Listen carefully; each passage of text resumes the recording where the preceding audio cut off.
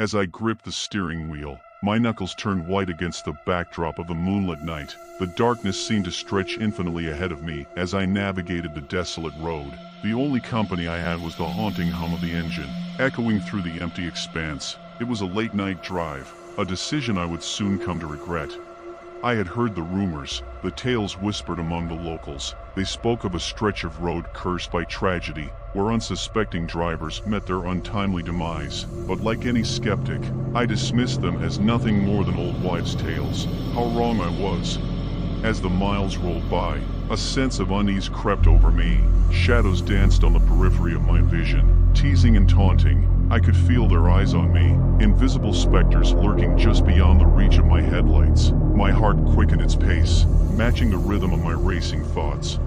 Suddenly, a dense fog rolled in, swallowing the road in an impenetrable haze. Panic set in as I strained to see through the thick mist. I slowed down, my foot hovering above the brake pedal, unsure of what lay ahead. Every nerve in my body screamed at me to turn back, to escape this nightmarish scenario. But curiosity, or perhaps foolishness, urged me to press on.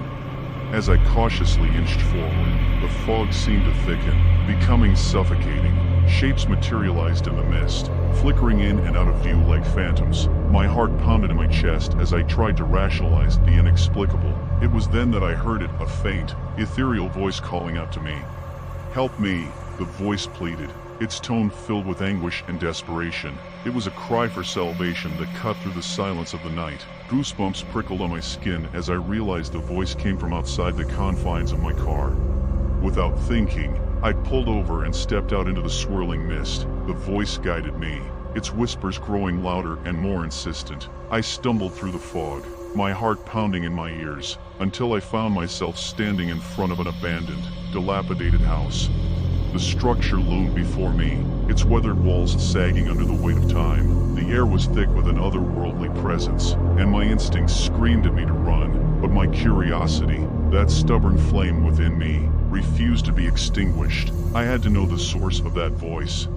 I cautiously pushed open the creaking door and entered the house. The interior was cloaked in darkness, broken only by the feeble light of the moon filtering through shattered windows. The air was heavy with the stench of decay, as if the house itself had long since died.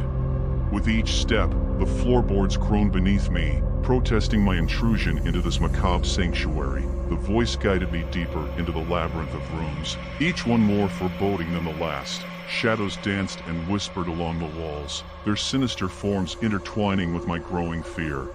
Finally, I reached a room bathed in an eerie glow. In the center stood a figure, clad in tattered garments, its features obscured by darkness. The voice emanated from this enigmatic presence, captivating and chilling me to the core. "Release me," the figure implored, its voice a haunting echo that reverberated through the room. "Free me from this eternal torment." Compelled by an unknown force, I reached out to touch the figure. As my hand made contact, a surge of indescribable dread coursed through my veins. The figure dissolved into smoke, dissipating into the ether. A bone-chilling laughter echoed through the room, mingling with my horrified gasp.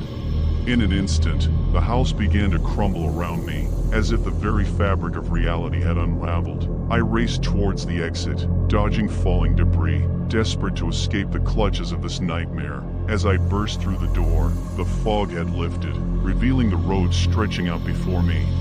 I stumbled back to my car, trembling with fear and disbelief. The engine roared to life, a lifeline of familiarity in this nightmarish landscape. I peeled away from that accursed house, the memory of that haunting voice etched into my very soul.